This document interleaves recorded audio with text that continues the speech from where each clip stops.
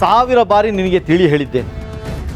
ಆದರೆ ಪ್ರತಿ ಬಾರಿಯೂ ನಿನ್ನ ಮೊಂಡುವಾದವನ್ನೇ ಸಾಧಿಸುತ್ತಾ ನನ್ನ ಮಾತನ್ನು ಧಿಕ್ಕರಿಸಿ ನಡೆಯುತ್ತಾ ಬಂದಿದ್ಯಾ.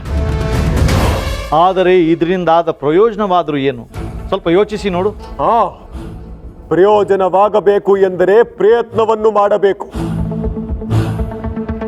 10 ಬಾರಿ ವಿಫಲವಾದವನು 11ನೇ ಬಾರಿ ಗೆಲ್ಲಬಾರದು ಎಂದೇನಿಲ್ಲವಲ್ಲ. ಈ ಹುಂಬತನವನ್ನೇ ಬೇಡ ಎನ್ನುತ್ತಿದ್ದೇನೆ.